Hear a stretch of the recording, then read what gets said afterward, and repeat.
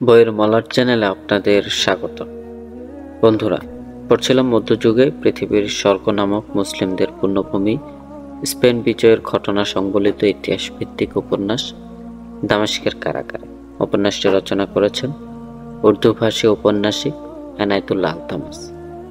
আজ পর্ব এর ৮ম পর্ব। আশা করছি আপনাদের ভালো লাগবে, আর আপনাদের উৎসাহে উপন্যাসের বাকি পর্বগুলো দিতে আমাকে শক্তি যোগাবে। তাই লাইক, কমেন্ট, শেয়ার ও সাবস্ক্রাইব করে পাশে থাকবেন। ধন্যবাদ।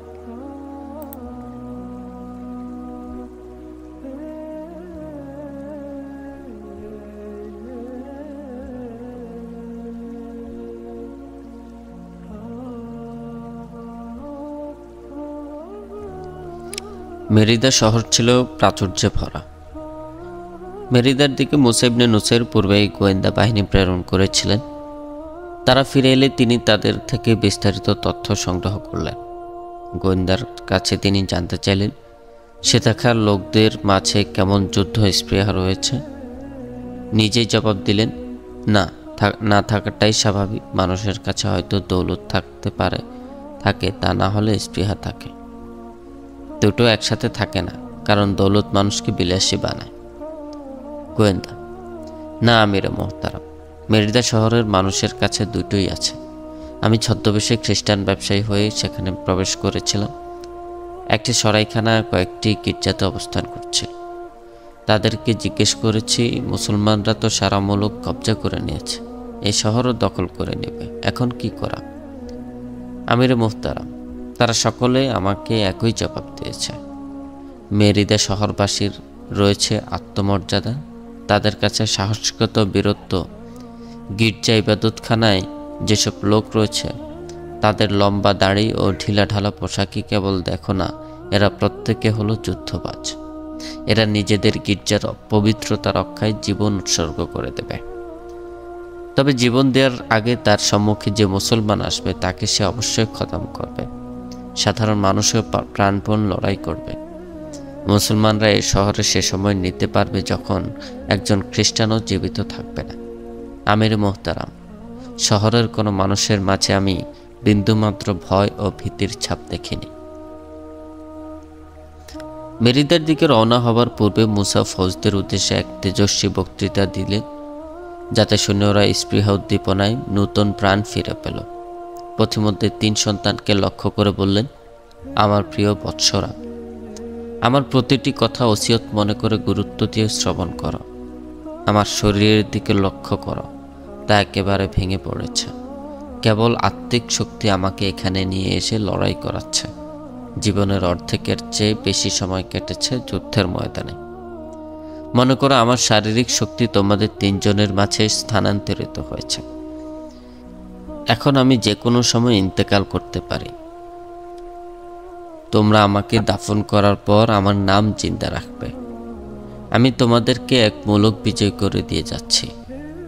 এই যুদ্ধই আমার জীবনের শেষ যুদ্ধ। হতে পারে এই যুদ্ধেই আমি ইন্তেকাল করতে পারি। এই উত্তরাধিকারীদের তোমরা ধরে রাখবে। আব্দুল আজিজ, তোমাকে আমি এখনই বলছি, তুমিই হবে স্পেনের প্রথম আমির। তোমার ব্যাপারে আমি খলিফার থেকে অনুমোদন নিয়ে নেব। আব্দুল আজিজ: শ্রদ্ধেয় বাবা, স্পেনের আমির হবার হকদার কি ইবনে জিয়াদ নয়? সেই তো স্পেনের প্রতিরক্ষা ব্যবস্থাকে ভেঙে চুরমার করে দিয়েছে এবং এখন সে স্পেনের প্রাণকেন্দ্র টলেডোতে অবস্থান করছে। মুসা: বৎস, যা আমি জানি তা তোমরা জানো না। আমি যা চিন্তা করি তা তোমরা করো না। এখন আমার এই উপদেশ হৃদয়ঙ্গম করো। কোনো অবস্থাতেই পশ্চাৎপদ হবে না। এ রাজ্যে এত পরিমাণ প্রাচুর্য, ধন, দৌলত ও সৌন্দর্য রয়েছে যা তোমার ইতিপূর্বে তোমরা কখনোই দেখোনি।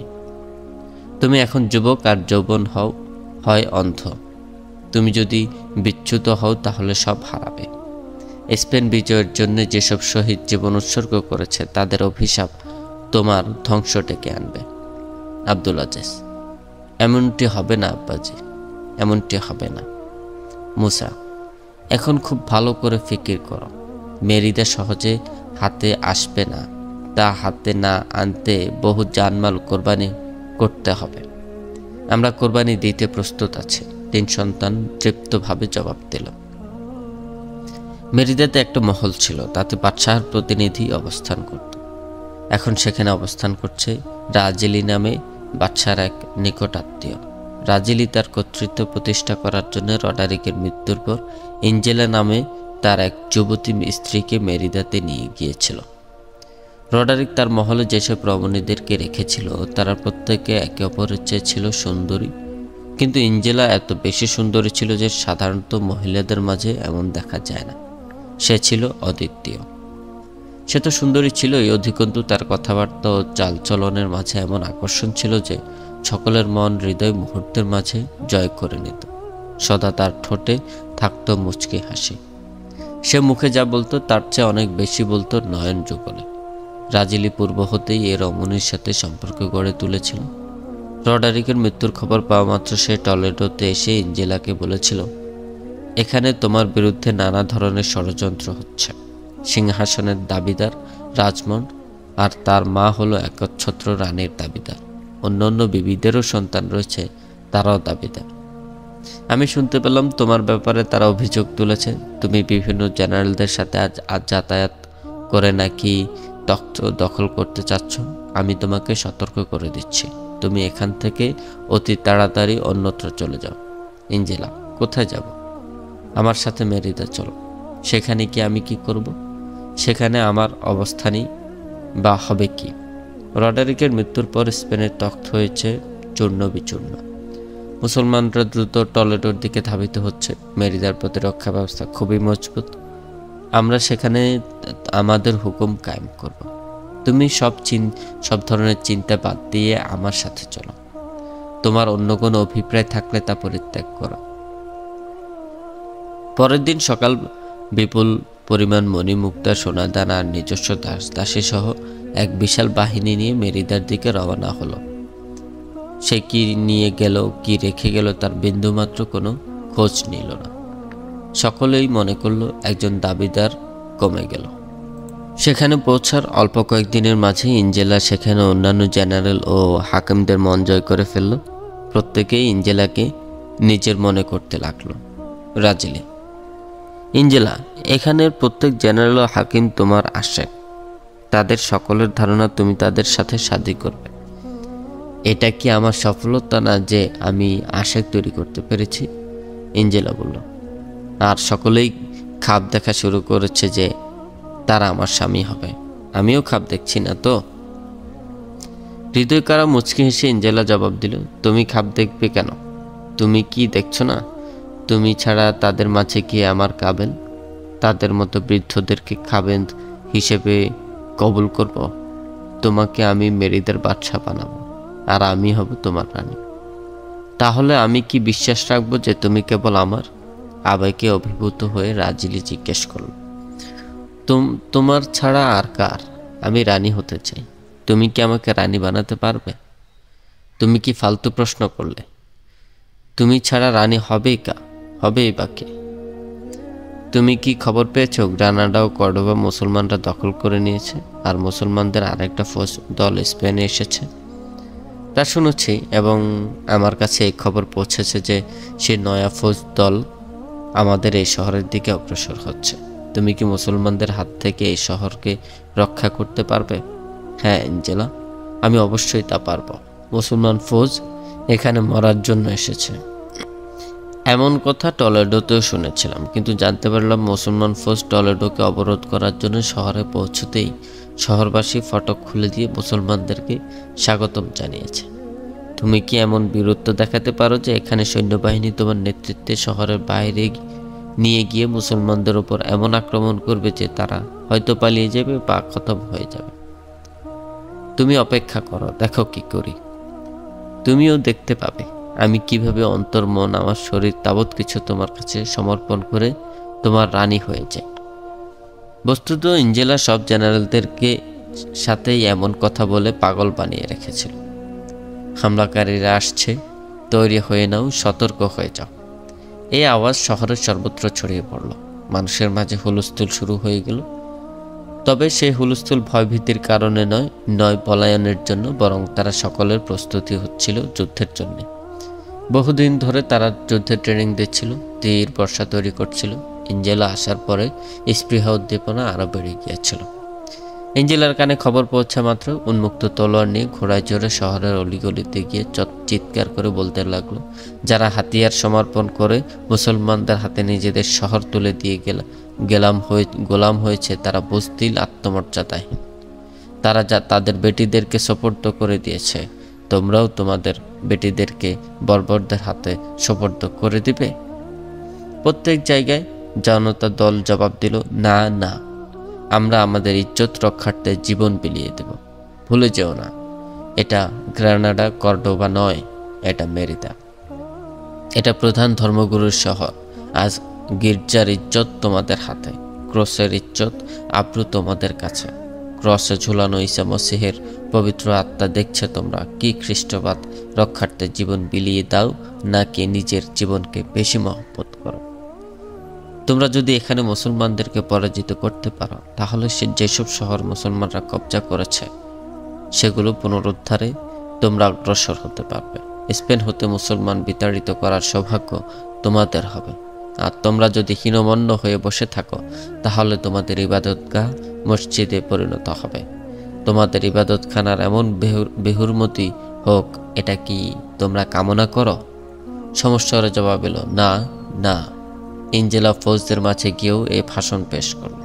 মানুষের মাঝে পূর্ণ জোশ স্পৃহা জাগ্রত হলো, তারা পাগল পারা হয়ে উঠল। সুন্দর কোনো রমণী যদি পুরুষদেরকে আহ্বান করে তাহলে পুরুষের মাঝে উন্মাদনা সৃষ্টি হওয়াটা যেন কুদরতের ফয়সালা। মুসা ইবনে নুসাইর তো এই প্রত্যাশা নিয়ে এসেছিলেন যে শহর অবরোধ করবে, কিন্তু গোয়েন্দারা এসে খবর দিল মেরিদা ফৌজ শহরের বাইরে যুদ্ধ করার জন্য বাইরে চলে এসেছে এবং এমন প্রতিরোধ গড়ে তুলেছে শহরের প্রাচীর পর্যন্ত পৌঁছা সম্ভব না। মুসা দূর থেকে দেখতে পেলেন ফৌজ বাহিরে প্রাচীরের মতো দাঁড়িয়ে আছে। মুসা তার ফৌজকে বেশ দূরে অবস্থান করালেন। পুরো ফৌজ ক্লান্ত শ্রান্ত, তাই তিনি তাদেরকে বিশ্রাম করার কথা বললেন আর নিজে তার 3 সন্তান ও 2-1 জেনারেল সাথে নিয়ে শহরের আশেপাশে পর্যবেক্ষণের জন্য চলে গেলেন। পর্যবেক্ষণ শেষে তিনি লড়াইয়ের প্ল্যান তৈরি করলেন। শহরের পশ্চাতে টিলা, ঘন ঘন গাছপালা ছেয়েছিল, তার মাঝ দিয়ে চলে গেছে রাস্তা, কিন্তু সে রাস্তা দিয়ে শহরের কাছে যাওয়া বড় মুশকিল। মুসা সে রাস্তা দিয়েই সম্মুখে অগ্রসর হবার জন্য ঘোড়া হাঁকালেন। কিছু দূর অগ্রসর হতেই একটা তীর এসে গাছের গোড়ায় পড়ল। মুসা ঘোড়া থামালেন, আবার একটা তীর এসে ঠিক তার সামনে মাটিতে বিদ্ধ হলো। মুসা ঘোড়া ফিরিয়ে দ্রুত ফিরে এলেন।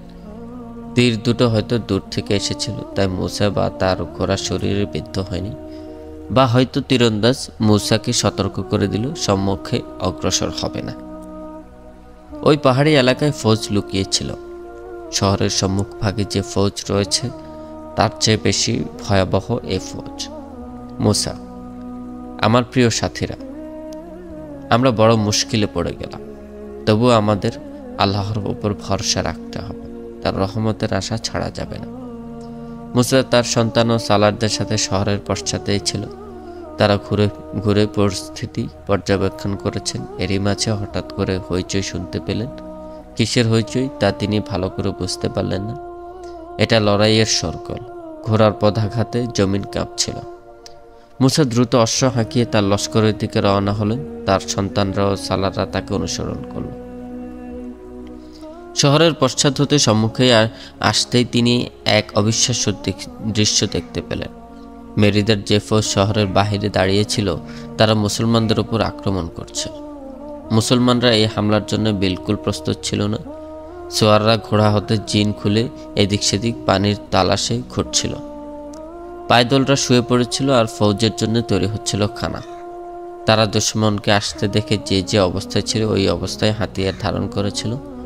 সোয়ারিরা ঘোড়ার পিঠে জিন বাঁধার অবকাশ পায়নি। তারা তীর ও বর্ষা হাতে পায়দল বাহিনীর সাথে শরিক হয়েছিল। মুসলমান তীরন্দাজরা কামান ধনুক নিয়ে অগ্রভাবে চলে গেল। তারা আক্রমণকারীদের ওপর বৃষ্টির মতো তীর নিক্ষেপ করতে লাগলো। হামলাকারীদেরকে অগ্রভাগে ছিল ঘোড়সওয়ার। ঘোড়সওয়ার যখন একেবারে কাছে চলে এলো তখন তীরন্দাজরা জীবন বাঁচানোর জন্য সরে পড়ল। পায়দল বাহিনী তাদের মোকাবেলা করলো। কিছু সোয়ারিকে তারা জখম করলো, কিন্তু নিজেরা ঘোড়ার পদতলে পৃষ্ঠ হয়ে নিশ্চিহ্ন হয়ে গেল। মুসলমানরা জীবন বাঁচিয়ে মোকাবেলা করছিল। মেরিদার এই বাহিনী স্থির হয়ে যুদ্ধ করার জন্য আসেনি, ফলে তারা অতর্কিত হামলা করে ডানে বামে চলে গেল। মুসা ইবনে নুসাইর যখন পৌঁছলেন তখন লড়াই শেষ। প্রবল তুফানের মতো যেমন সব লণ্ডভণ্ড হয়ে পড়ে থাকে ফৌজের অবস্থা ঠিক তেমনি ছিল। দুশমন ও মুসলমান ফৌজের আহতরা কাতরাচ্ছিল, কিছু মৃত্যুমুখী ঢলে পড়েছিল। মেরিদা ফৌজ যেখানে ছিল সেখানে পৌঁছে গেল এবং তারা গগন বিধারী ধ্বনি দিতে লাগলো। এক ঘোড়সওয়ার মুসলমানদের কাছে এসে বলল, এটা গ্রানাডা কর্ডোবা নয়, এটা মেরিদা, তাড়াতাড়ি ফিরে যাও। তারপর সে দ্রুত ফিরে গেল। প্রথম দিন আক্রমণের পর এভাবে আক্রমণ চলতে লাগলো। মুসা বুঝতে পারলেন এটা তাদের কৌশল। তিনি তার ফৌজকে 4 ভাগে ভাগ করে শহরের চারদিকে পাঠিয়ে দিলেন।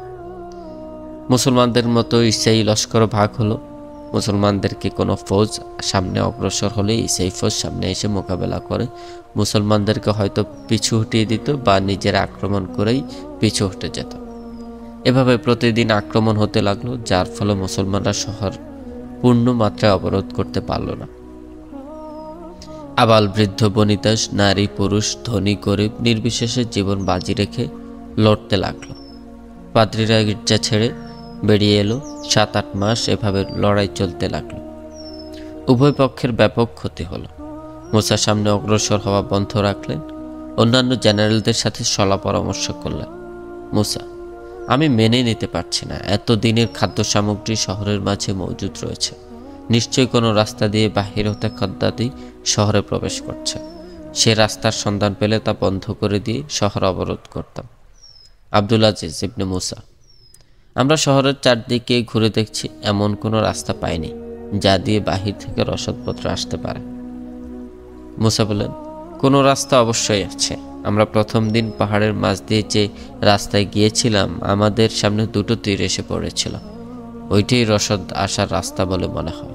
আজ রাতে কয়েকজন সেদিকে গিয়ে দেখবে সে পথ দিয়ে শহরের রসদপত্র প্রবেশ করে কিনা। আমি আজ রাতে সেদিকে যাব, মুসার ছেলে আব্দুল্লাহ বলল।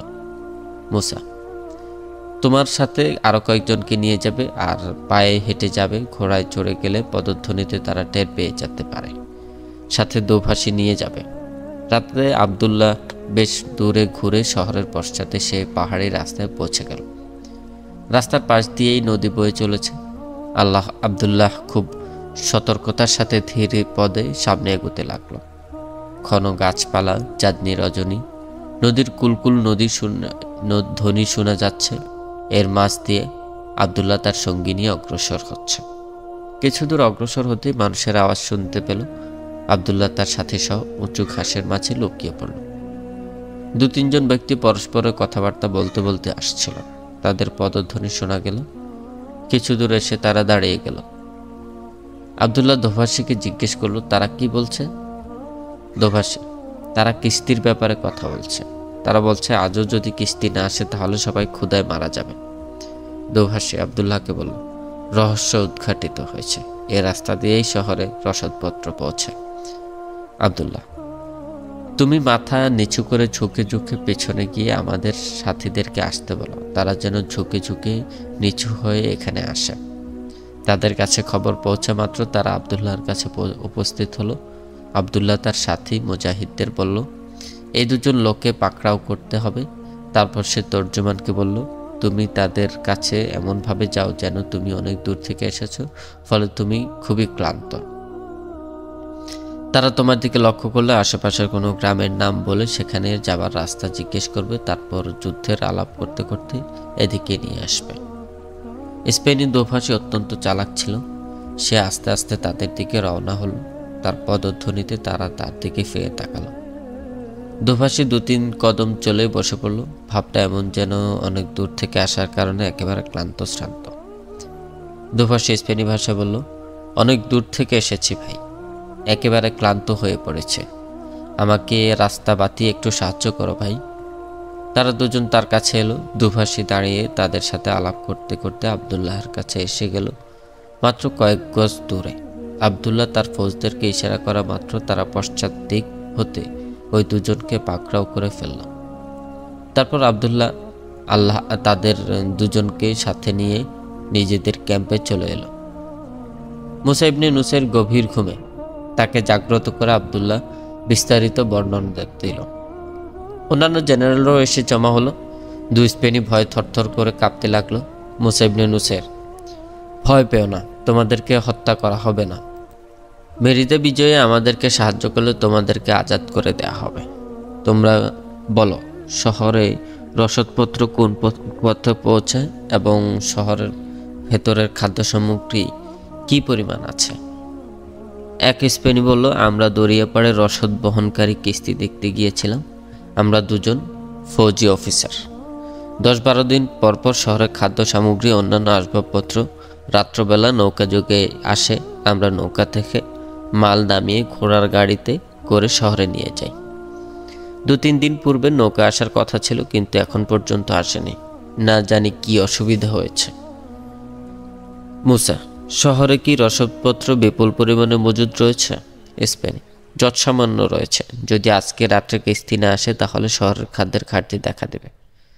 মুসা, ওই রাস্তা ছাড়া শহরে রসদ পৌঁছার অন্য কোনো রাস্তা আছে কি?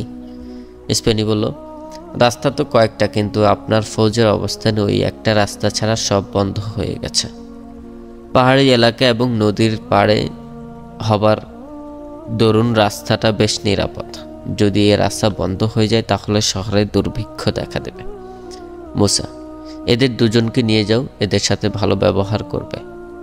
2 স্পেনিকে নিয়ে যাওয়ার পর মুসা ইবনে নুসের তাঁবু থেকে বেরিয়ে আসমানের সেতারার দিকে তাকিয়ে রাত অনুমান করল। রাতের শেষ প্রহর। মাল বোঝায় কিস্তি যেখানে পৌঁছে সেখানে 500 ঘোড়সওয়ার ও 1500 পায়দল ফৌজ তাৎক্ষণিকভাবে পৌঁছার নির্দেশ দিলেন। মুসা তার ছেলে আবদুল্লাহকে উদ্দেশ্য করে বললেন, আবদুল্লাহ, তুমি এই সৈন্যবাহিনীর সাথে যাও। ওই জায়গায় তুমি দেখে এসেছ রসদ আটকাতে হবে। লস্করকে এমনভাবে নিয়ে যাবে যাতে দুশমন জানতে না পারে। যদি তোমার উপর আক্রমণ হয় তাহলে আমি পাল্টা আক্রমণের ব্যবস্থা করব। তুমি অতি সত্বর রওনা হয়ে যাও। সুবে সাদেকের পূর্বে সেখানে পৌঁছতে হবে। মেরিদার লোক খাদ্য ব্যতীত জীবিত থাকতে পারবে, কিন্তু শরাব ছাড়া তারা অন্ধ ও উন্মাদ হয়ে যাবে। আবদুল্লাহ অস্ত্রশস্ত্র সজ্জিত 500 ঘোড়সওয়ার ও 1500 পায়দল বাহিনী নিয়ে রওনা হয়ে গেল। যখন মেরিদা শহরে বড় গির্জার ঘণ্টা বেজে উঠল এবং মুসলমানদের ক্যাম্পে মুয়াজ্জিনের কণ্ঠে আজান ধ্বনিত হলো, তখন আবদুল্লাহ তার বাহিনী নিয়ে যেখানে মাল বোঝায় কিস্তি পৌঁছে সেখানে উপস্থিত হলো। আবদুল্লাহ তার সৈন্যবাহিনীকে বিন্যস্ত করে দিল। পূব দিগন্তে প্রভাত রবি উঁকি মেরে উঠল। স্পেনিদের যে 2জন ফৌজি অফিসার কিস্তির খবর নিতে এসেছিল তারা সকাল হবার পরও ফিরে না যাবার দরুন তার খোঁজে আরেকজনকে পাঠানো হলো। এ ব্যক্তি ঘোড়সওয়ার ছিল। সে যখন নদীর পাড়ে পৌঁছল তখন তার কাঁধে একটা তীর বিদ্ধ হলো। সে তাৎক্ষণিকভাবে দ্রুত ঘোড়া হাঁকিয়ে ফিরে গিয়ে খবর দিল ঘাট মুসলমানরা দখল করে নিয়েছে। তার সংবাদ মোতাবেক একটা ঘোড়সওয়ার বাহিনী প্রেরণ করা হলো। এই বাহিনী পাহাড়ি এলাকা ছেড়ে নদী পাড়ে পৌঁছা মাত্র তাদের উপর তীর বৃষ্টি শুরু হয়ে গেল। তীরবিদ্ধ হয়ে পলায়ন করা ছাড়া তাদের আর কিছু করার ছিল না। রাত্রে 4টি বড় বড় কিস্তি এসে ঘাটে ভিড়লে মুসলমানরা তা কবজা করে নিল। এক কিস্তি মেষ বকরিতে পূর্ণ, বাকিগুলোতে আটা, মাখন, ঘি, ডাল, তরি তরকারি ও শরাবের ড্রামের স্তূপ। আবদুল্লাহর হুকুমে শরাবের ড্রামগুলো নদীতে ফেলে দেয়া হলো। মুসাকে সংবাদ দেয়া হলো বাকি সামান ক্যাম্পে নিয়ে যাবার জন্যে। 7-8 দিনের মাঝে শহরে দুর্ভিক্ষ দেখা দিল। সবচেয়ে বড় কষ্ট হলো তাদের শরাবের জন্য। খানাপিনার অভাবে মানুষের শারীরিক দুর্বল হয়ে পড়ে, কিন্তু শরাব পানকারী যদি শরাব না পায় তাহলে সে পাগলা কুকুরের মতো হয়ে যায়। শহরের ফৌজ ও সাধারণ জনগণের অবস্থাও ঠিক এমনই হয়ে পড়েছিল। তারা পরস্পরে মারামারি হানাহানিতে জড়িয়ে পড়েছিল। তাদের লড়াই স্পৃহা এরই মধ্যে ক্রমে ক্রমে শেষ হয়ে যাচ্ছিল। স্পেনি ফৌজরা ঘাট দখলে আনার জন্য দ্বিতীয়বার হামলা করলো, কিন্তু মুসা তার প্রতিরক্ষা ব্যবস্থা এত মজবুত করে ছিলেন যে তারা ব্যর্থ হয়ে ফিরে গেলেন। তৃতীয়বার আর চেষ্টা করলো না। রাজিলি, ইঞ্জেলা, বলো এখন কি তুমি ফৌজের মাঝে স্পৃহা উদ্দীপনা সৃষ্টি করতে পারবে? ইঞ্জেলা বলল, হ্যাঁ, এটা আমি জানি যে শক্তিশালী দুশমনের মোকাবেলা করা যায়, কিন্তু ক্ষুধাক্লিষ্টের মোকাবেলা শক্তিশালী দুশমনও করতে পারে না। তবু আমি আগের মতো মানুষের মাঝে উৎসাহ উদ্দীপনা সৃষ্টির চেষ্টা করব। রাজেলি, বাস্তবতার প্রতি লক্ষ্য করো এঞ্জেলা। সকলে ক্ষুধার্ত। আমি অনেক চিন্তা ফিকির করে দেখলাম এখন আর মেরিদাকে রক্ষা করা সম্ভবপর নয়। ক্ষুধার্ত প্রজারা বিদ্রোহ শুরু করেছে। ফৌজরা শরাব চাচ্ছে। জনগণকে ভুখা রেখে ফৌজের পেট ভরানো চেষ্টা করা হচ্ছে। এর ফল এই দাঁড়াচ্ছে যে তারা এখন ফৌজদের ভালো নজরে দেখছে না। আমি তোমাকে পরামর্শ দিচ্ছি, চলো আমরা রাত্রে এখান থেকে চলে যাই। আমি ব্যবস্থা করে রেখেছি, শহরের ফটক রাত্রে আমাদের জন্য খোলা থাকবে। এঞ্জেলা, যাবে কোথায়? এমন কোন শহর কি আছে যা মুসলমানরা হস্তগত করেনি? রাজেলি, আমি তোমাকে ফ্রান্সে নিয়ে যাব। এঞ্জেলা, না, আমি এখনই যাব না। রাজেলি, তাহলে তুমি কি জানো পরিণাম কি হবে? মুসলমানদের সিফাহ সালার বা অন্য কোনো সালার তোমাকে তার দাসীতে পরিণত করবে, আর তুমি রানী হবার স্বপ্ন দেখছ। চলো, এখনই সময়, আমরা এখান থেকে চলে যাই। ফ্রান্স গিয়ে আমরা শাদী করে সেখানে সম্মানের সাথে জীবনযাপন করব। যে পরিমাণ ধন দৌলত আমি সাথে নিচ্ছি তা দেখে তুমি আশ্চর্য হয়ে যাবে। এঞ্জেলা মুস্কি হাসল। রাজিলে, তুমি কি কোনো জবাব দেবে না? এঞ্জেলা, 2-3 দিন অপেক্ষা করো। সকালবেলা এঞ্জেলা ঘোড়ায় সোয়ার হয়ে শহরে বেরুলে শহরবাসী তাকে ঘিরে ধরল। কিছুদিন পূর্বেও সে মানুষের কাছে গেলে তারা তার আগমনের জয়ের ধ্বনি তুলত, আর আজ তাকে বিদ্ধ হতে হচ্ছে নানা প্রশ্ন বানে। ফৌজ বাহিরে কি করছে? ফৌজরা হামলা করে অবরোধ কেন ভাঙছে না? আমরা আমাদের বাচ্চাদেরকে ক্ষুধার্ত রেখে ফৌজের উদরপূর্তি করছি।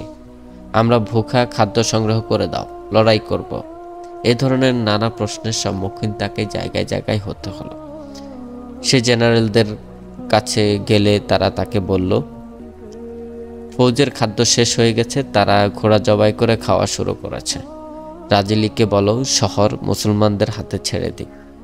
এঞ্জেলা রাজেলির কাছে গিয়ে বলল, তুমি শহরের ফটক খুলে দেওয়ার নির্দেশ দাও। কিন্তু এতে রাজেলি সম্মত হলো না। এঞ্জেলা, তুমি কি ব্যাপক হত্যাকাণ্ড ঘটাতে চাচ্ছ? মুসলমানরা যখন জানতে পারবে আমাদের ফৌজ ক্ষুধার্ত, লড়াই করার কাবেল নয়, তখন তারা হামলা করে শহরে প্রবেশ করে লুটতরাজ করবে। যুবতী লাড়কিদেরকে নিজেদের মন মতো ব্যবহার করবে, আর শহরবাসীকে করবে ব্যাপকভাবে হত্যা। ঐতিহাসিকরা লেখেন, তারপর এক জেনারেল 4 জন ফৌজ সহ সফেদ ঝান্ডা নিয়ে কেল্লা হতে বেরোলেন। মুসা তা দেখে 2 জন সালার ও দোভাষীকে সাথে নিয়ে সম্মুখে অগ্রসর হয়ে স্পেনি জেনারেলের সাথে করমর্দন করলেন। স্পেনি জেনারেল সন্ধির জন্য কতগুলো শর্ত দিল, কিন্তু মুসা ইবনে নুসাইর তা প্রত্যাখ্যান করে বললেন, পরাজিত কি তোমরা হয়েছ না আমরা হয়েছি? আমরা শর্ত পেশ করব, তোমরা নও। তোমরা যদি আমাদের শর্ত না মানো তাহলে তোমাদের ফৌজ কচুকাটা হবে। স্পেনি জেনারেল, আপনার শর্ত কি? মুসা, তোমাদের ফৌজ হাতিয়ার সমর্পণ করবে, তামাম ফৌজ আমাদের কয়েদি হবে। আমরা 9 মাস অবরোধ করে রেখেছি, আমাদের বহু জীবনের ক্ষতি হয়েছে, আমরা তার মূল্য আদায় করব। শহরে যত স্বর্ণরূপা আছে তা চাই সরকারি হোক বা জনগণের, তা আমাদের কাছে অর্পণ করতে হবে। যেহেতু উদ্দেশ্য পরিষ্কার বোঝা যাচ্ছে না, তাই বড় বড় অফিসারকে আমাদের কাছে যুদ্ধপণ হিসেবে রাখতে হবে। ফিরে যাও। যদি শর্ত গ্রহণীয় হয় তাহলে তামাম ফৌজকে একত্রিত করে হাতিয়ার জমা করো, আর বড় বড় অফিসারদেরকে আমার কাছে নিয়ে আসো। স্পেনি জেনারেল ফিরে গেল। মুসা তার ফৌজকে হামলার জন্য প্রস্তুত থাকতে বলল। অল্প কিছুক্ষণ পরে সে জেনারেল 50 জন সম্ভ্রান্ত পুরুষ ও সমপরিমাণ রমণী সাথে নিয়ে এলো। জেনারেল, এদের সকলকে আপনি পণ হিসেবে রাখতে পারেন, তবে এদের সাথে সাধারণ কয়েদির মতো ব্যবহার না করার জন্য আপনার কাছে আবেদন করব। এরা সাধারণ জনতা নয়, বরং সকলে বড় অফিসার, তাছাড়া শাহী খানদানের লোক রয়েছে। ফৌজ তাবৎ হাতিয়ার একত্রিত করছে, আপনি শহরে প্রবেশ করতে পারেন। মুসা, আমরা এদেরকে সম্মানের সাথে রাখব। তুমি তো জানোই আমরা পণ কেন চেয়েছি। স্পেন জেনারেল, আমি একজন জওয়ান আওরাতের ব্যাপারে কিছু বলতে চাই। তার নাম ইঞ্জেলা, বাদশাহ রডারিকের বিধবা বিবি। আপনার কাছে তার কোনো গুরুত্ব নেই, কিন্তু সে আমাদের কাছে পূজনীয়। মুসা, সে তোমাদের বাদশার বিধবা পত্নী এজন্যে? স্পেনি জেনারেল, এর জন্য নয় সিফাহ সালার, এই রমণী আমাদের ফৌজ ও জনসাধারণের মাঝে স্পৃহা প্রেরণা জাগিয়ে তুলেছিল। তারা যে প্রাণপণ লড়াই করেছে এই রমণীরই বদৌলতে। আমাদের মাঝের যদি রসদ বন্ধ না হয়ে যেত তাহলে আপনি এই শহরের কাছেও আসতে পারতেন না। আপনি হয়তো তাকে অপরাধী হিসেবে শাস্তি দেবেন। সেই আপনাকে এত দীর্ঘদিন অবরোধ করে রাখতে বাধ্য করেছে এবং আপনার অনেক জীবনের ক্ষতি করেছে। এজন্য দাবি নয়, আবেদন করছি সে রমণীর সম্মান যেন ভুলুণ্ঠিত না হয়। মুসা: এরূপ আওরাতকে আমরাও বড় মনে করি। আমরা তার সম্মানের প্রতি লক্ষ্য রাখব। এদের মাঝে কে সে মহিলা, দেখতে চাই তাকে। জেনারেল ইশারাতে কালো পোশাক পরিহিতা, নেকাবে মুখ ঢাকা এক রমণী সামনে এলো। রমণীদের মাঝে তার চেহারাতেই কেবল নেকাব ছিল। মুসা: আমরা তার চেহারা নেকাব ছাড়া দেখতে চাই। রমণী: আমি আমার চেহারা কেবল তার সামনে নেকাব মুক্ত করব যে আমাকে শাদী করবে, আর আমি শাদী তার সাথে করব যার অবস্থান ও সম্মান হবে শাহানশাহ। আমি কারো দাসী বা রক্ষিতা হব না, কেবল বিবি হতে চাই। আমার সাথে জবরদস্তি করা হয় তাহলে আমার ও তার জিন্দিগির শেষ দিন হবে। আমি রানী ছিলাম, রানী হতে চাই। আর আপনি নিজেই ওয়াদা করেছেন আমার ইজ্জত সম্মান রক্ষা করবেন। মুসা: আমরা আমাদের প্রতিশ্রুতিতে অটল থাকি। আমাদের মনোযোগ পুরো স্পেনের দিকে, এক খুবসুরত আওরাতের দিকে নয়। আমরা তোমার সাহসিকতা ও ইজ্জতের প্রতি পূর্ণ খেয়াল রাখব। তুমি কারো দাসী বাদীতে পরিণত হবে না। মুসলমান ফৌজ শহরে প্রবেশ করল। মুসা প্রথমে নির্দেশ দিলেন মেরিদা শহরবাসী ও ফৌজের জন্য খানা তৈরির জন্য, যেন লক্ষ্য রাখা হয় কেউ ক্ষুধার্ত না থাকে, আর যে রসদ আটক করা হয়েছে তা যেন বাজারে দিয়ে দেয়া হয়। প্রশাসনিক কার্য সম্পাদনের জন্য মুসা ইবনে নুসাইর আরবি হাকিম নিয়োগ করলেন, আর তাদের অধীনে নিয়োগ দিলেন খ্রিস্টান কর্মচারী। তাদেরকে নির্দেশ দিলেন প্রত্যেকের থেকে তার সামর্থ্য অনুপাতে কর উসুল করার জন্য। কাউকে যেন বাধ্য না করা হয় যে তার বিবি বাচ্চা ভুক্ষা থাকে। এদিকে লক্ষ্য রাখার জন্য বিশেষভাবে হুকুম দিলেন। শহরের একটি ময়দানে ফৌজ ট্রেনিং হচ্ছে। মুসা সে ট্রেনিং প্রত্যক্ষ করছেন। এরই মাঝে তাকে খবর দেওয়া হলো শহরের প্রধান পাদ্রী এসেছে এবং জিজ্ঞেস করছে সিফাহ সালার কখন দরবারে বসবেন, তখন সে সাক্ষাৎ করতে আসবে। মুসা লক্ষ্য করলেন প্রধান পাদ্রী তার আরও কয়েকজন সহযোগী সহ ময়দানের বাইরে দাঁড়িয়ে আছে। মুসা তাকে আহ্বান করলেন, প্রধান পাদ্রী, আমিরে আলা দরবারে কখন বসবেন? আমি কিছু আবেদন নিয়ে আপনার সাথে মোলাকাত করতে চাই। মুসা মৃদু হেসে বললেন, আপনি যখন এসে গেছেন তখন এখানেই দরবার বসিয়ে দিচ্ছি। আমরা সকলে আল্লাহর দরবারে দণ্ডায়মান, বান্দার কোনো দরবার থাকে না। এখানেই বসা যাক। একথা বলেই মুসা সেখানেই বসে পড়লেন। প্রধান পাদ্রী মাটিতে বসতে ইতস্তত করছিল। মুসা বললেন, বসুন, এটাই আমাদের তরিকা। যেখানে কোনো অভিযোগ শোনা যায়, কোনো প্রয়োজন দেখা দেয়, আমরা সেখানে বসেই তার সমাধান করি। আল্লাহ তাআলা ইরশাদ করেছেন, যখন যে অবস্থায় আমাকে আহ্বান করবে আমি তা শ্রবণ করব। আল্লাহর এই ফরমানের পর বান্দার কি অধিকার থাকতে পারে দরবারের জন্য নির্দিষ্ট সময় স্থান নির্ধারণ করার? এমনটি যদি আমি করি তাহলে পাপী হব। আমি ফেরাউন নই, বাদশাহও নেই। আপনি তো কওমের নেতা। আপনার কওমের যে কোনো ব্যক্তি যদি আমাকে রাস্তার মাঝে দাঁড়াতে বলে তাহলে আমি অবশ্যই দাঁড়াবো। প্রধান পাদ্রী, আপনি খোদার বিধানের পাবন্দ বলে মনে হচ্ছে। আমি আপনার কাছে আবেদন করতে চাচ্ছি আমাদের গির্জাগুলোর যেন কোনো অসম্মানই না হয় এবং আমাদের ইবাদতের ওপর যেন কোনো পাবন্দি না লাগে। মুসা, এর প্রতি আমি অবশ্যই লক্ষ্য রাখব। ইসলামের নির্দেশ, কোনো মূলক বিজয় অর্জন করলে সেখানে ধর্ম ও ইবাদতখানার সম্মান যেন রক্ষা করা হয়। আপনি নিশ্চিত থাকুন, আপনাদের উপাসনালয়ের সম্মান পূর্ণ মাত্রায় রক্ষা করা হবে।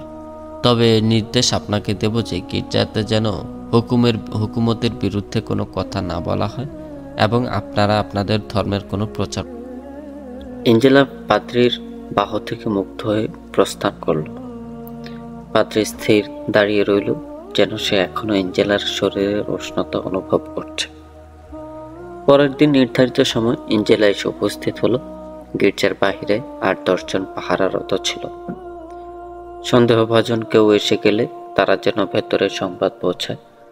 ১২-১৩ জন উপস্থিত হয়েছিল। এরা সকালে ছিল বিদ্রোহের গোপন লিডার। তাদের মাঝে দুজন ইহুদি ছিল। এক ইহুদি কথা বলা শুরু করলো, মালাকা এঞ্জেলা, আমরা আপনাকে এটা জানানো জরুরি জ্ঞান করছি যে আপনি যদি আমাদেরকে ধোঁকা দেন তাহলে আমরা গ্রেপ্তার হয়ে কতল হব, কিন্তু জেনে রাখেন আপনিও বাঁচতে পারবেন না। আমরা এমন ব্যবস্থা করে রেখেছি, আমাদের লোকেরা আপনাকে তেলে তেলে ধুকে ধুকে মারবে। এঞ্জেলা, আপনারাও কতল হবেন না, আমাকেও নির্যাতিত হয়ে মরতে হবে না। আমার ধারণা ফাদার আমার ব্যাপারে আপনাদেরকে সবকিছু খুলে বলেননি। ইহুদি, সবকিছু বিস্তারিত বলেছে। তারপরও আমরা কিভাবে তোমার ওপর বিশ্বাস স্থাপন করতে পারি? তুমি একজন মুসলমান কমান্ডারের বিবি, স্বাভাবিকভাবেই তুমি তোমার স্বামীর বিশ্বস্ত হবে। এঞ্জেলা, আমার বিশ্বস্ততা গির্জার সাথে। আমার স্বামী আমার প্রতি চরম বিশ্বাসী। সে আমার প্রতি এত উন্মাদ যে আমি তাকে যে কোনো কথা বিশ্বাস করাতে পারি। অন্য একজন বলল, আমার মনে হয় তুমি খাপ দেখছ। তোমার এই স্বামী অন্য আরেকটা শহর বা মুলক কয়েকদিন পরে বিজয় করবে, তারপর সেখানে তোমার মতো কোনো সুন্দরীকে পছন্দ হবে, তাকে শাদী করে নেবে, আর তখন তুমি হবে উচ্ছিষ্ট। এঞ্জেলা, সে সময় আসার পূর্বেই আমাদের বিদ্রোহ সফল হবে। আপনি কি জানেন না যে গ্রানাডা ও অন্যান্য শহরে বিদ্রোহ শুরু হয়েছে? আমাদের এই বিদ্রোহের আগুন আরও ছড়িয়ে দিতে হবে। এটা আপনাদের কাজ। আমি দায়িত্ব নিয়েছি উপযুক্ত সময়ে বিষ প্রয়োগ করে বা অন্য কোনো পন্থায় আমার স্বামীকে আমি কতল করব, কিন্তু এখন তার চোখে ধুলো দিয়ে আপনাদের সকলকে গ্রেপ্তারের হাত থেকে বাঁচাবো। যথাসম্ভব দ্রুত এই শহর ত্যাগ করে আপনাদের অন্যত্র চলে যেতে হবে, কারণ যেসব লোক গ্রেপ্তার হয়েছে তাদেরকেও তার জীবন বাঁচানোর জন্য আপনাদের নাম বলে দিতে পারে। আপনারা এখান থেকে গিয়ে বসে না থেকে ঘরে ঘরে বিদ্রোহের আগুন পৌঁছানোর চেষ্টা করবেন। ইহুদি, এটা তো করতেই হবে। মুসলমানদের কাছে এত ফৌজ নেই যে তারা সমগ্র দেশের বিদ্রোহ দমন করতে পারবে। এখানে একটা কথা আমি বিশেষভাবে বলছি, তা হলো যেখানে বিদ্রোহের সূচনা হয়েছে তা ইহুদিরা করেছে। আমরা ক্ষমতায় বসতে চাই না, তবে আমরা চাই রাজদরবারে খ্রিস্টানদের মান সম্মান যেমন রয়েছে ইহুদিদের তেমন প্রতিষ্ঠিত হোক। এক খ্রিস্টান লিডার বলল, তার চেয়েও তোমরা বেশি সম্মান পাবে। তোমরা যে কাজ করতে পারো খ্রিস্টানরা তা করতে পারে না। ইহুদিদের প্রতিদান আশাতে মিলবে। এঞ্জেলা, আপনারা নিশ্চিন্তে কাজ করুন। অধিকার ও সম্মানের প্রশ্ন পরে। এখন সকলে এই শহর হতে বেরোবার প্রস্তুতি গ্রহণ করুন। আমি আপনাদেরকে বলে দিচ্ছি কিভাবে আপনারা বের হবেন। আপনারা সকালে বণিক বেশে খচ্চরের ওপর মাল নিয়ে রওনা হবেন। শহরের ফটকে জিজ্ঞেস করলে বলবেন, আমরা কর্ডোভার ব্যবসায়ী, নিজেদের মাল বিক্রি করে এখান থেকে মাল নিয়ে যাচ্ছে। এঞ্জেলা তাদের সকলকে একটা জায়গায় একত্রিত হবার জন্য বলল। পরের দিন বিদ্রোহীরা নির্দিষ্ট স্থানে একত্রিত হয়ে রওনা হবার প্রস্তুতি গ্রহণ করছে। হঠাৎ তারা দেখতে পেল 40-50 জন ঘোড়সওয়ার তাদের দিকে এগিয়ে আসছে। ক্রমে সোয়ারিরা কাছে এসে তাদেরকে চতুর্দিক থেকে ঘিরে ফেলল। ঘোড়সওয়ারের কমান্ডার বলল, তোমরা সকলে বন্দী, খামোশ হয়ে আমাদের সাথে চলো। তাদের সকলকে নিয়ে আব্দুল আজিজের সম্মুখে উপস্থিত করা হলো। তাদের সকলকে কতল করা। আব্দুল আজিজ হুকুম দিল। হুকুম পালন করা হলো, আর এর সাথে বিদ্রোহের আগুন নির্বাপিত হয়ে গেল। এঞ্জেলা আব্দুল আজিজকে লক্ষ্য করে বলল, এখন আমার ওপর আস্থা এসেছে তো? আমি আমার কওমের নেতৃস্থানীয় ব্যক্তিদেরকে ধোঁকার ফাঁদে ফেলে কতল করালাম। আমার সাথে শাদী করে তোমার ধর্ম গ্রহণ করিনি, তাতে কি হয়েছে? আমার ধর্ম তো তোমার মহব্বত, ভালোবাসা। আমি তো তোমাকে পূজা করি। আব্দুল আজিজ তো আগে থেকে এঞ্জেলার জন্য এমন পাগলপাড়া ছিল যে শাদী করার পরেও তাকে খ্রিস্টান থাকার অনুমতি দিয়েছে। এখন এত বড় কাজ আঞ্জাম দেওয়ার পর আব্দুল আজিজ তার গোলাম হয়ে গেল। আব্দুল আজিজ বিদ্রোহের অপরাধে 90 জন ইহুদি খ্রিস্টানকে কতল করেছিল। এঞ্জেলা আব্দুল আজিজকে বিস্তারিত বলেছিল যে এই বিদ্রোহের আগুন ইহুদিরা জ্বালিয়েছিল এবং তারা মুসলমানদেরকে দুশমন জ্ঞান করে। মুসলমানদেরকে সাহায্য সহযোগিতা করার সুবাদে ইহুদিদেরকে জায়গির দেয়া হয়েছিল তা ছিনিয়ে নেওয়া হলো। খ্রিস্টানদের রাজত্বে তাদের যে অবস্থান ছিল সে অবস্থানে তাদেরকে ফিরিয়ে আনা হলো। যেখানে বিদ্রোহের খবর পেত আব্দুল আজিজ নিজে সেখানে গিয়ে শক্ত হাতে তা দমন করতে লাগলো। এভাবে সে বিজয়ী শহরগুলো বিদ্রোহ দমন মুক্ত করল। নদীর উত্তাল তরঙ্গ, জলাভূমি, কণ্টকাকীর্ণ পথ মুসলমানদেরকে পশ্চাৎপদ করার জন্য আপ্রাণ চেষ্টা করল। কিন্তু তাদের আল্লাহু একবার ধ্বনি, বজ্রের নিনাদ ও পাহাড় সম পাথার প্রাচীর চুরমার করে সম্মুখে অগ্রসর হলো, আর তারা ফ্রান্স সীমান্তে পৌঁছে গেল। আমির মুসা ইবনে নুসাইরের স্পেন আগমনের তারেক ইবনে জিয়াদ অত্যন্ত খুশি হয়েছিলেন। তিনি খুশির আতিশয্যে বলেছিলেন, আমির আফ্রিকা মুসা ইবনে নুসাইর, যিনি আমার পীর গুরু, তিনি স্পেনে এসেছেন। এই খবর শ্রবণ মাত্র আমি রুহানি শক্তি খুঁজে পাচ্ছি। তারেক যখন সংবাদ পেলেন মুসা মেরিদা ও ইসাবালার মতো গুরুত্বপূর্ণ শহর করতলগত করেছেন, তখন তিনি নূতন প্রেরণা উদ্দীপনা ফিরে পেলেন। তারেক, আমি আমার মুনিবের চরণে টলেডো পেশ করতে চেয়েছিলাম। এখন শুধু টলেডো নয়, বরং তাকে আমি স্পেনের আরো অনেক বিস্তৃত এলাকা পেশ করতে পারব। তারেক বিন জিয়াদ, টলেডোতে। এখান থেকে তিনি আশেপাশে যে সকল এলাকা বিজয় হয়নি তার খোঁজখবর নিয়েছেন। সম্মুখে বড় 3টি শহর ছিল। সেদিকে তিনি রওনা হবার জন্য প্রস্তুত হলেন। কিন্তু যাবার জন্য যে রাস্তা তিনি নির্বাচন করলেন তার জলাভূমি খুবই সংকটময়। জুলিয়ন, কিন্তু ইবনে জিয়াদ, তুমি যে রাস্তা দিয়ে যাবার মনস্থ করেছ তা তো অত্যন্ত ঝুঁকিপূর্ণ। ওই রাস্তা দিয়ে কেউ যাতায়াত করে না। তুমি এত বিপুল পরিমাণ রসদপত্র, সৈন্য সামন্ত দিয়ে সে পথ কিভাবে অতিক্রম করবে? তারেক ইবনে জিয়াদ, সহজ রাস্তা কোনটি তা আমি জানি, কিন্তু তুমি তো জানো সে রাস্তা দিয়ে যেতে হলে অনেক দূর ঘুরে যেতে হবে, ফলে রাস্তায় দীর্ঘ সময় লেগে যাবে। আমি রাস্তাতে সময় ব্যয় করতে চাচ্ছি না। স্পেনের বিস্তৃত এলাকা দ্রুত বিজয় করে আমি মুসা ইবনে নুসাইরের সাথে মোলাকাত করতে চাচ্ছি। বর্বররা যে সাহসী, তাদের কাছে অসাধ্য বলে কিছু নেই, ফলে রাস্তা যত কঠিনই হোক না কেন তা তারা অতিক্রম করতে পারবে। তারেক ইবনে জিয়াদ, আওপাস, আমার প্রিয় বন্ধু, ওই রাস্তা এত সংকটময় যে আপনার সৈন্য হালাক হয়ে যেতে পারে বা বিপদে পড়তে পারে। তারেক ইবনে জিয়াদ বলল, আওপাস, এমন কোনো বিপদ নেই যা আমাদের সম্মুখে আসেনি।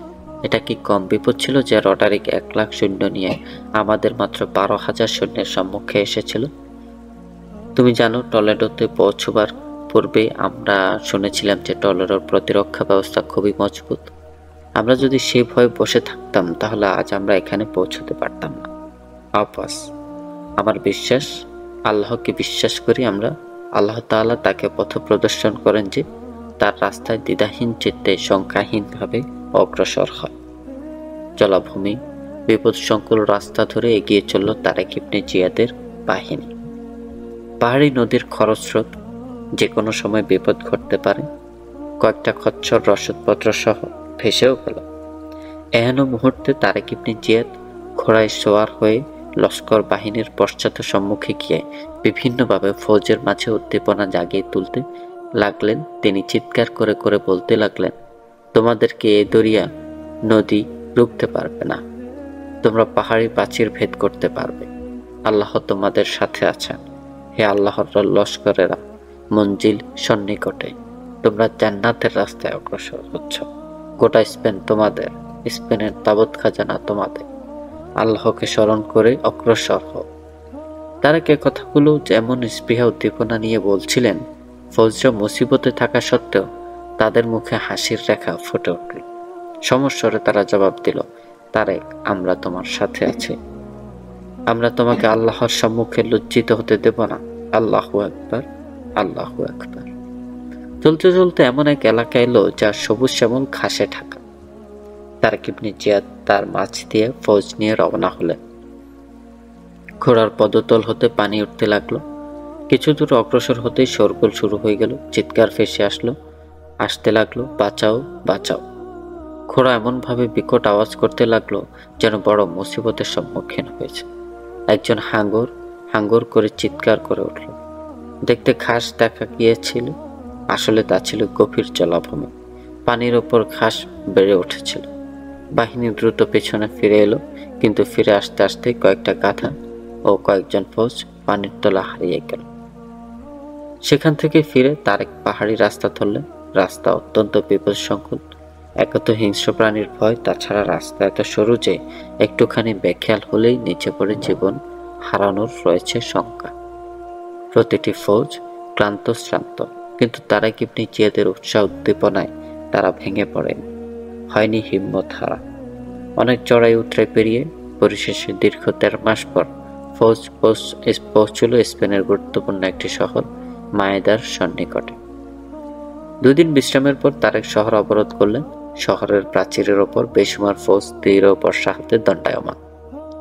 তারা মুসলমানদেরকে আহ্বান করেছেন যেন শহর রক্ষায় তারা জীবন বিলিয়ে দেবে। তারেক ঘোড়ায় সওয়ার হয়ে শহরের চতুর্দিক প্রদক্ষিণ করলেন। দেখতে পেলেন শহরের প্রাচীর সব দিক থেকে ভীষণ মজবুত, আর বুঝতে পারলেন এখানের মানুষের অন্তর প্রাচীরের পাথরের মতো শক্ত ও দৃঢ়। তারেক এলান করালেন, তোমরা যদি স্বেচ্ছায় দরজা খুলে দাও তাহলে তোমাদের সাথে বন্ধুসুলভ আচরণ করা হবে, আর যদি আমরা খুলি তাহলে তোমাদের সাথে সেরূপ ব্যবহার করা হবে যেমন দুশমন দুশমনের সাথে করে। এলানের জবাবে উপর থেকে তীর বর্ষিত হতে লাগলো। তার সাথে আওয়াজ এলো, পারলে তোমাদের হিম্মতে তোমরা দরজা খোলো। তারেক দরজার ওপর হামলার নির্দেশ দিলেন। সারাদিন হামলা চলল, কিন্তু কোনো ফলাফল পাওয়া গেল না। পরের দিন সকালে ওই রকম হামলা আক্রমণ চলত, কিন্তু অপ্রত্যাশিতভাবে শহরের প্রধান ফটক খুলে গেল এবং 4 জন ঘোড়সওয়ার সফেদ ঝান্ডা নিয়ে এগিয়ে এলো। তারা সম্মুখে এগিয়ে এসে বলল, তোমাদের সিফাহ সালার কোথায়? আমরা সন্ধি প্রস্তাব নিয়ে এসেছি। তাকে তারেক ইবনে জিয়াদ নাগাদ পৌঁছে দেওয়া হলো। সন্ধির জন্য এসেছিলেন স্বয়ং কেল্লাদার নিজেই। কেল্লাদার, হে সিফাহ সালার, বিপদসংকুল ভয়াবহ জলাভূমি দিয়ে নাকি এসেছেন? তারেক মৃদু হেসে বলল, কেন, আপনি কি আশ্চর্য হচ্ছেন যে আমি ওই জলাভূমি অতিক্রম করে এসেছি? কেল্লাদার, হ্যাঁ, শুধু আমিই নই, যেই শুনবে এই আশ্চর্য বোধ করবে ওই জলাভূমি দিয়ে কেবল জিন ভূত অতিক্রম করতে পারবে, কোনো মানুষ জীবিত ওই রাস্তা পাড়ি দিতে পারে না। তারেক ইবনে জিয়াদ, দেখুন আমার দোস্ত, আমি আমার লস্কর সহ আপনার সামনে জীবিত। এখন চিন্তা করুন, যে ব্যক্তি এত বড় ভয়াবহ উপত্যকা পাড়ি দিয়ে আসতে পারে তার জন্য এই শহরের দরজা খোলা কোনো ব্যাপার না। আপনি যদি ইনসানের খুন প্রবাহিত করতে ভালোবাসেন তাহলে আপনার এই আশা পূর্ণ করব, তবে জেনে রাখবেন আপনি জিন্দা থাকবেন না, আর এই শহরের অধিবাসী ও ফৌজকে বহু জরিমানা দিতে হবে। কেল্লাদার, আমি খুন খারাপই চাই না, মেনে নিয়েছি যে ব্যক্তি এত বড় ভয়াবহ পথ পাড়ি দিয়ে আসতে পারে তার জন্য কোনো কিছুই অসম্ভব নয়। আমরা সন্ধির শর্ত ঠিক করবার জন্য এসেছি। তারেক, ঠিক আছে, আপনার শর্ত পেশ করুন। আমরা শহরবাসীর জানমাল ইজ্জত আবরুর জামানত চাই, লোকদের ঘরে লুটতরাজ হবে। তারেক, এই শর্ত তোমাদের নয়, বরং এই শর্ত তো ওই মহান ধর্মের যা আমরা সাথে নিয়ে এসেছি। আমরা এখানে লুটতরাজ মানুষের ইজ্জত হরণের জন্য আসিনি। আমরা মানুষকে ওই অধিকার ফিরিয়ে দিতে এসেছি যা আল্লাহ তাআলা তাদেরকে দিয়েছেন। যান, ফটক খুলে দিন। এভাবে কোনো প্রকার খুন খারাপি ছাড়াই মায়েদা শহর তারেক ইবনে জিয়াদের হস্তগত হল। এই শহরের প্রশাসনিক ব্যবস্থাপনার দায়িত্বে লোক নিয়োগ করে তারেক ইবনে জিয়াদ সম্মুখ শহরের দিকে অগ্রসর হল।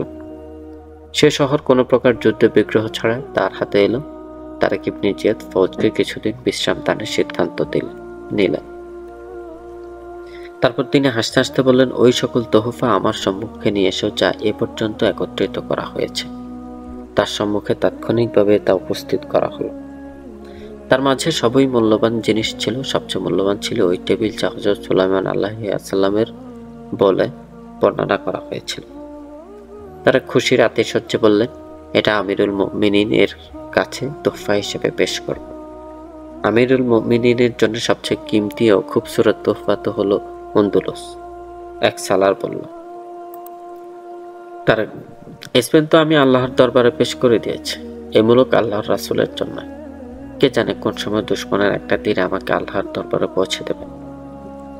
তারপর তারেক তোহফা ভাগ করতে লাগলেন, এগুলো আমির মুসা ইবনে নুসাইরের জন্য, আর এগুলো আমিরুল মুমিনিনের সম্মানে পেশ করব। যখন তারেক তার সৈন্য বাহিনীকে বিশ্রাম দিচ্ছেন তখন মেরিদাতে আব্দুল আজিজ তার পিতা মুসা ইবনে নুসাইরের কাছে রিপোর্ট পেশ করছে সে কিভাবে বিদ্রোহ দমন করলো এবং কতজন বিদ্রোহীর গর্দান উড়িয়েছে। আব্দুল আজিজ, আর এই কাজের পেছনে রয়েছে ইনজেলার পূর্ণ অবদান। সে না হলে বিদ্রোহের খবর আমরা তখন পেতাম যখন বিদ্রোহীরা তামাম বড় বড় শহর দখল করে নিত। তারপর সে এঞ্জেলা ও বিদ্রোহীদের বিস্তারিত ঘটনা বর্ণনা করল। এঞ্জেলা: এখন বুঝতে পারলে তো কেন আমি আমার ধর্ম ত্যাগ করিনি? নিজ ধর্মে থাকার দরুনই তারা আমার জালে ধরা দিয়েছে, তা না হলে তারা আমার কাছে আসতো না। সুতরাং আমাকে আমার ধর্ম ত্যাগ করতে আর কখনো বলবে না। আর সবচেয়ে জরুরি কথা হলো, ইহুদিদেরকে বিশ্বাস করা ছেড়ে দাও। তারা বাহ্যিকভাবে তারেক ইবনে জিয়াদকে যে সাহায্য করছে তা তাদের উদ্দেশ্য হাসিলের জন্য করছে। তারা চেয়েছিল রডারিকের বাদশাহী খতম করতে, তাতে তারা কামিয়াব হয়েছে। এখন তারা চেষ্টা করছে যাতে তোমরা বাদশাহী কায়েমি না করতে পারো। আব্দুল আজিজ মুসাকে বলল, তারেক ইবনে জিয়াদকে সতর্ক করে দেয়া দরকার। সে এখনো ইহুদিদেরকে দোস্ত জ্ঞান করছে। সে একা রয়েছে, কোথায় কোন বিপদে পড়ে বলা যায় না। মুসা গর্জে উঠে বললেন, তারেককে আমি কি সতর্ক করব? সে অবাধ্য, নাফরমান, ধোকায় পড়বে, বিপদের সম্মুখীন হবে, তখন বুঝবে। তাকে আমি বলেছিলাম যেখানে আছো সেখানে অবস্থান করো, কিন্তু সে তা অমান্য করে সামনে অগ্রসর হয়েছে। এখন সংবাদ পেলাম সে টলেডো ছেড়ে সম্মুখে অগ্রসর হয়েছে। আব্দুল আজিজ: টলেডো থেকে কি কেউ এসেছে? মুসা: তাকে টলেডোতে অবস্থান করতে বলে কাসেদ পাঠিয়েছিলাম, কিন্তু কাসেদ আবার 3 দিন পূর্বেই সে রওনা হয়ে গেছে। গত রাত্রে কাসেদ ফিরে এসেছে। সে যে রাস্তা দিয়ে গেছে তা খুবই বিপদাপন্ন। আমি তার কাছে পয়গাম পাঠাচ্ছি যেন সে টলেডোতে এসে সাক্ষাৎ করে। আব্দুল আজিজ: পয়গাম কোথায় পাঠাচ্ছেন? কাসেদ তাকে কোথায় পাবে? মুসা: সে যে জলাভূমি দিয়ে গেছে তার সম্মুখে মায়দা নামক এক শহর রয়েছে। কাসেদ নিরাপদ রাস্তা দিয়ে যাবে। আমার সম্মুখে তারেকের উপস্থিতি খুবই জরুরি। আমি তাকে লাগাম লাগাতে চাই। আব্দুল আজিজ মুসাকে রাগান্বিত দেখে বলল, সম্মানিত বাবা, তারেককে শাস্তি দিতে গিয়ে আপনাকে অবশ্যই লক্ষ্য রাখতে হবে।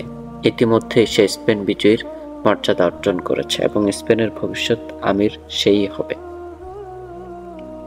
মুসা: তাকেই আমি স্পেন বিজয়ী মনে করি, তবে তার মতো অবাধ্যকে আমি আমির নিযুক্ত করব না। আব্দুল আজিজ: আমার মনে হয় তারেক আপনার গোলাম ছিল, এজন্য তার প্রতি আপনার খারাপ ধারণা সৃষ্টি হয়েছে। মুসা: না বেটা, নিজের আজাদকৃত গোলামকে তুচ্ছ জ্ঞান করা ইসলামের পরিপন্থী। আমি ইসলামের কোনো বিধানের পরিপন্থী চলার দুঃসাহস করতে পারি না। হযরত আবু বকরের ইন্তেকালের কিছুদিন পূর্বে আমার জন্ম। হযরত ওমরের পূর্ণ খিলাফতকাল প্রত্যক্ষ করেছি, যা এখন আমার পূর্ণ মাত্র স্মরণ রয়েছে। আমি ওইসব খলিফাদের নকশে কদমে চলতে চাই। তুমি হয়তো শুনেছ যে হযরত ওমর রাদিয়াল্লাহু তাআলা আনহু খালিদ ইবনে ওয়ালিদকে সিফাহ সালার পদ থেকে বিচ্যুত করেছিলেন। তুমি কি জানো ইবনে ওয়ালিদ কত বড় সিফাহ সালার ছিলেন? আব্দুল আজিজ: হ্যাঁ, ওয়ালিদে মুহতারাম, তা আমি জানি। তাকে রাসূল সাল্লাল্লাহু আলাইহি ওয়াসাল্লাম সাইফুল্লাহ তথা আল্লাহর তরবারি বলেছিলেন। রাসূল সাল্লাল্লাহু আলাইহি ওয়াসাল্লামের ইন্তেকালের পর ধর্মান্তরিত হবার ফিতনা ব্যাপকভাবে মাথাচাড়া দিয়ে উঠেছিল। খালেদ তা দমন করেছিলেন। আপনি তারেককে সাজা দিতে পারেন, তাই বলে স্পেনের সর্বপ্রথম আমির হবার অধিকার হতে তাকে বঞ্চিত করতে পারেন না। এঞ্জেলা: তুমি কি চুপ করতে পারছো না? তোমার বাবা সালারে আলা। স্পেনে কাকে আমির নিযুক্ত করতে হবে তিনি তা ভালো জানেন। তারেক হয়তো ভালো সিফা সালার, এবং বাস্তবেও তাই, কারণ রডারিকের মতো বাদশাহকে পরাজিত করা চারটিখানি কথা নয়, কিন্তু তার মাঝে আমিরের গুণাবলী নেই। আমিরের গুণাগুণ তোমার মাঝে রয়েছে, আমার মাঝে? আব্দুল আজিজ আশ্চর্য হয়ে বলল। এঞ্জেলা: হ্যাঁ, স্পেনের আমির হবার গুণাবলী তোমার মাঝে পূর্ণমাত্রায় রয়েছে।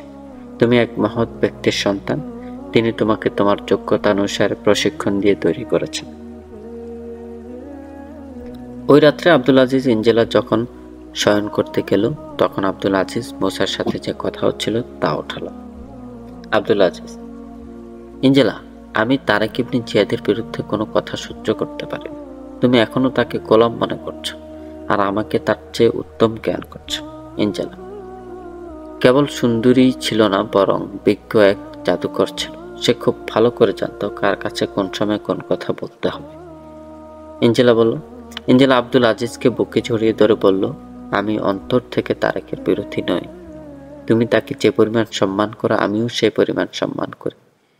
তবে তোমার সম্মুখে তার তারিফ করতে ভয় হয় যে তুমি সন্দেহে পড়ে যাও যে তোমার চেয়ে আমি তারেককে বেশি পছন্দ। এঞ্জেলার নরম শরীর মধুময় হাসির জাদুতে কিছুক্ষণের মাঝেই আব্দুল আজিজ জাদুগ্রস্ত হয়ে পড়ল। বেশ কিছুক্ষণ নানা কথাবার্তা বলার পর এঞ্জেলা বলল, লক্ষ্য রেখো, তোমার পিতা যদি স্পেনের আমির তোমাকে বানানোর ফয়সালা করে তাহলে তারেক হত্যার একথা বলে এড়িয়ে যেও না। আমি তোমাকে স্পেনের শাহী তখ্তে আসনাসীন দেখতে চাই। তুমি যা বলতে চাও তাই হবে এঞ্জেলা, আব্দুল আজিজ আবেগ জড়িত কণ্ঠে বলল। মুসা ইবনে নুসের তারেক ইবনে জিয়াদকে টলেডোতে আসার জন্য পয়গাম সহ কাসেদ পাঠিয়েছিলেন। একদা বিকেলে এঞ্জেলা আব্দুল আজিজের সাথে গল্প করছে। এমন সময় এক খাদেমা এসে এঞ্জেলাকে সংবাদ দিল তার এক পুরাতন খাদেমা তার সাথে সাক্ষাৎ করতে এসেছে। এঞ্জেলা, তার নাম কি? খাদেমা, নাম বলেনি, বলেছে যদি নাম বলি তাহলে তিনি আমার সাথে সাক্ষাৎ করবেন না, আর তিনি আমার সাথে সাক্ষাৎ না করলে তার ভীষণ ক্ষতি হবে। এঞ্জেলা, ভেতরে পাঠিয়ে দাও। কিছুক্ষণ পরে 30-35 বছরের এক সুন্দরী মহিলা ভেতরে এসে এঞ্জেলার প্রতি ঝুঁকে সালাম জানাল। এঞ্জেলা, ও তুমি নাদিয়া, তুমি কি মনে করো যে আমি তোমাকে ক্ষমা করে দিয়েছি? তুমি কি আমার খাদেমাকে বলেছ যে আমি যদি তোমার সাথে মোলাকাত না করি তাহলে আমার ক্ষতি হবে? আমার কি ক্ষতি হবে? নাদিয়া, আমি ক্ষমা প্রার্থনার জন্য আসিনি মালিকা, এসেছি আমার বিশ্বস্ততা প্রমাণ করার জন্য। যদি ইজাজত দেন তো কিছু বলি। আব্দুল আজিজ, সে কি অন্যায় করেছে এঞ্জেলা? রডারিকের মৃত্যুর পর আমি রাজিলির সাথে মেরাদিতে চলে এসেছিলাম। রাজিলি আমাকে পাওয়ার জন্য পাগলপাড়া হয়ে উঠেছিল। একদিন রাত্রে আমি তার কামরায় যাওয়ার জন্য বের হচ্ছি, এমন সময় আমার এক খাদেমা বলল, নাদিয়া বেশ অনেকক্ষণ ধরে রাজিলির কামরাতে গেছে। তারপর নাদিয়াকে নেশাগ্রস্ত অবস্থায় রাজিলির সাথে অসংলগ্ন অবস্থায় পাওয়া গেছে। তারপর তাকে আমি বলেছিলাম মহল হতে বের হয়ে যেতে এবং বলেছিলাম এই শহরে যেন আর কোনোদিন আমার সাথে সাক্ষাৎ না হয়। আব্দুল আজিজ, যা হবার তো হয়েছে, এখন তাকে জিজ্ঞেস করো সে কেন এসেছে এবং তার কি বিশ্বস্ততার প্রমাণ করতে এসেছে। এঞ্জেলা, ঠিক আছে, বসে বলো কি পেশ করবার জন্য এসেছ। নাদিয়া, ক্ষমা প্রার্থনার জন্য এখানে আসিনি। এই আবেদনও করব না যে পুনরায় আমাকে খেদমতে রাখুন। আমি যে একেবারে নিরপরাধ ছিলাম তা বলছি না, বরং আপনি আমাকে যে মর্যাদা দান করেছিলেন তার জন্য শুকরিয়া জ্ঞাপন করছি। আব্দুল আজিজ, এখন কেন এসেছো তা বলো। নাদিয়া, মালিকা এঞ্জেলাকে হত্যার ষড়যন্ত্র চলছে আর তার জন্য আমাকেই ব্যবহার করা হচ্ছে। কিভাবে হচ্ছে তা আপনি শুনে আশ্চর্য হয়ে যাবেন। আব্দুল আজিজ, ধীরে সুস্থে তুমি বর্ণনা করো, আমরা তা শ্রবণ করব। নাদিয়া, আমি মেরিদা হতে একটু দূরে একটা গ্রামে থাকি। সেখানে এক বড় জমিদারের ঘরে তার বাচ্চাকে দেখাশোনা করি। ওই জমিদারকে বলেছিলাম আমি রানী এঞ্জেলার খাস খাদেমা ছিলাম। একদিন জমিদার বললেন, তুমি আমার সাথে চলো, তোমাকে এক জাদুকরের কাছে নিয়ে যাব, সে তোমার ভাগ্য পরিবর্তন করে দিবে, ফলে তুমি পুনরায় রাজ দরবারের কর্ম ফিরে যাবে। আমি তার সাথে গেলাম। জাদুকর ওই গ্রামেই থাকতো, সেখানে নতুন এসেছে, ইতিপূর্বে তাকে আমি দেখিনি। জাদুকর আমাকে তার সামনে বসিয়ে জিজ্ঞেস করলো আমি কি চাই। আমি তাকে বললাম আমি স্পেন রানীর খাস খাদেমা ছিলাম, আবার ভুলের কারণে বের করে দিয়েছে। আমি চাই তিনি যেন আমাকে পুনরায় তার নকরিতে বহাল করেন।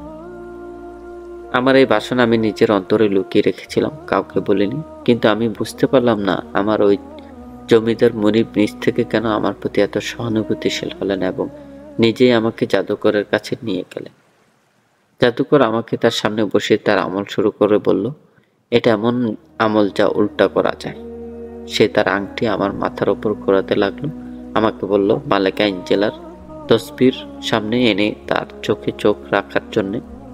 তারপর সে আমাকে বলল এই বাক্যগুলো যেন বারবার বলতে থাকে, তা হলো, এ ওরাত আমার দুশমন, তাকে আমি ঘৃণা করি। সে যদি আমার সামনে আসে তাহলে তাকে গলা টিপে ধরব। আমি এমনটি করতে লাগলাম। তারপর আমার তন্দ্রা ভাব এসে গেলে আমি মালিকার তসবির চোখের সামনে দেখতে পেলাম এবং পরিস্থিতি এমন হলো যেন সত্যি মালিকা আমার দুশমন, তাকে পেলে আমি হত্যা করব।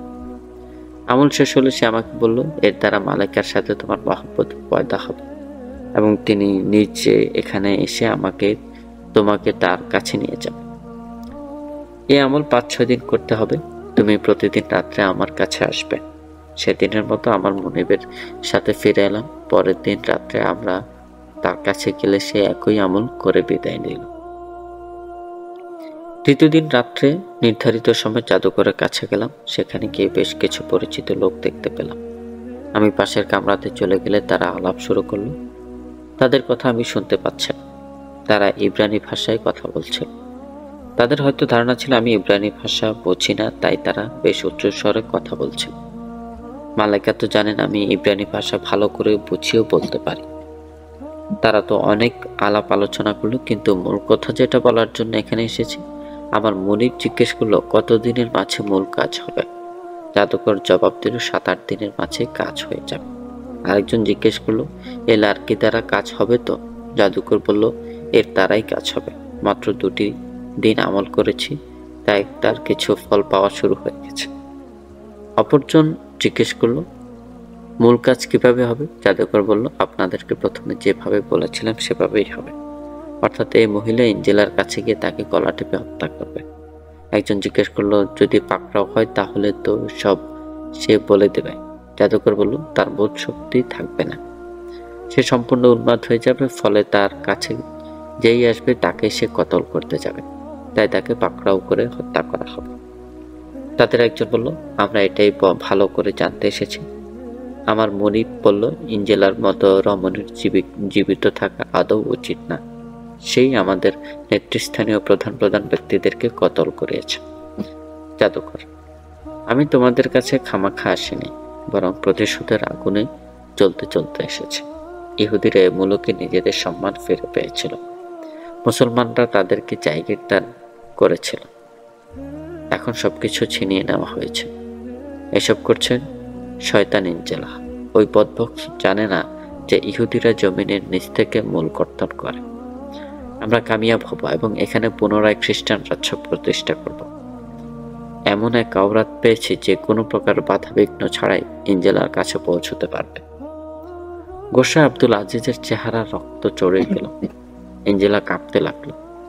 আব্দুল আজিজ তারপর কি হলো? তাড়াতাড়ি বলো, আমরা তোমাকে ইনাম ভূষিত করব। নাদিয়া আমার শরীর কাঁপতেছিল, মনে মনে ভাবতেছিলাম পালিয়ে যাই, কিন্তু চিন্তা করলাম আমি পালিয়ে গেলে তারাও সরে পড়বে, তাই বসে রইলাম। জাদুকর এসে প্রতিদিনের ন্যায় আমল শুরু করলো। মালিকার তসবির আনতে বলল, কিন্তু তা আমি আনলাম না। মুখে কেবল ওই শব্দগুলো উচ্চারণ করলাম এবং নিজেকে পূর্ণ মাত্রায় স্থির রাখলাম।